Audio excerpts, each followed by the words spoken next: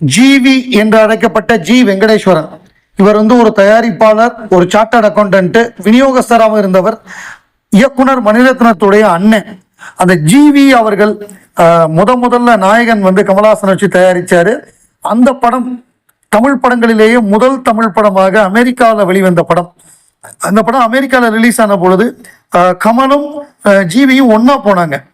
1000 kilometre கார்ல ஒன்னா பிரயாணம் பண்ணி இங்க இருக்கக்கூடிய தேனி, கம்பம், திண்டுக்கல், காரைக்குடி, அப்புறம் அமெரிக்காவில் இருக்கிற டல்லாஸ், அங்க பத்திரிகையாளர் சந்திப்பு, டெல்லிக்கு போய் பிரதமரை சந்திச்சது. நாயகன் பிரத்யேக காட்சி மூலம் 5 லட்சம் ரூபாய் நிதி கொடுத்தாங்க.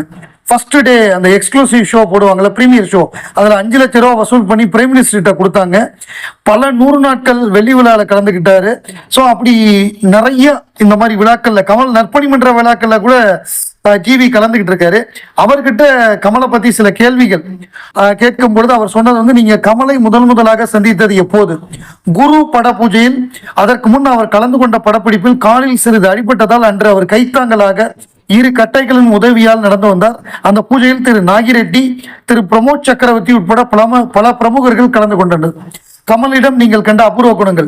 கடந்த காலத்தில் அவர் உதவி நடன ஆசிரியராக இருந்ததை மறவாமல் இன்றும் எல்லா உதவி டெக்னீஷியனிடம் சகஜமாக பழகுவது, தான் தயாரிக்கும் படங்களில் ஒவ்வொரு காட்சியிலும் பர்ஃபெக்ஷன் அடைய முயல்வது, ஹீரோ இமேஜை விட நடிப்பிற்கு முக்கியத்துவம் கொடுப்பது. உதாரணம், ராஜபார்வையில் பார்வையற்றவராக நடித்தது, அபூர்வ சகோதரர்கள் உயரம் குறைந்தவராக குள்ளனாக நடித்தது, கல்யாணராமனில் நீண்ட பல்லுடன் நடித்தது, வெற்றி தோல்விகளை சமமாக பாவித்து எப்போதும் கலகலப்பாக இருப்பது. மேலும் ஜிவி சொல்றாரு, கமல் பெரிய டான்சரு, அவருக்கு நல்ல டைமிங் சென்ஸ் இருக்கு, அதனால அவர் ஃபைட்டும் பிரமாதமா பண்ணிடுறாரு. குரு படத்துல இந்த ட்ரெயின் ஃபைட்டு, நாயகன் படத்துல இன்ஸ்பெக்டரோட அந்த ஸ்லம்ல போடக்கூடிய ஃபைட்டு, இதெல்லாம் ரொம்ப கஷ்டப்பட்டு பண்றாரு. அதே மாதிரி பாடுறதும் சிறப்பா பாடுறாரு. தென்பாண்டி சீமையில பாட்டை பாருங்க, இன்னைக்கு நம்ம மனசுல அப்படியே நிக்குது.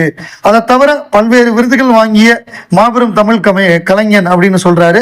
நாயகன் படத்துடைய வெற்றி அது மாபெரும் வெற்றி. அமெரிக்கால போய் அவர் பங்கு பெற்ற விழாக்கள், அங்க தமிழர்கள் ஒவ்வொரு வீட்லயும் அவர்களை கூப்பிட்டு விருந்து வச்சது, அமெரிக்கா, கனடா, மெக்சிகோல முதல்ல ரிலீஸ் பண்ணது, அந்த அனுபவங்கள் அதெல்லாம் சொல்றாரு. அங்க அவங்க கொடுத்த பேட்டி, ஒவ்வொரு இதுவா ஸ்டேட்டா போனது, டல்லாஸ், அந்த மாதிரி வெவ்வேறு ஸ்டேட்டுக்கு போனதெல்லாம் சொல்றாரு. கமலஹாசன் ஒரு மாபெரும் கலைஞன் அப்படிங்கிறத அவர் தொடர்ந்து ஜிவி சொல்றாரு. அவரது மறைவு தமிழ் திரையுலகத்துக்கு மாபெரும் இழப்பு.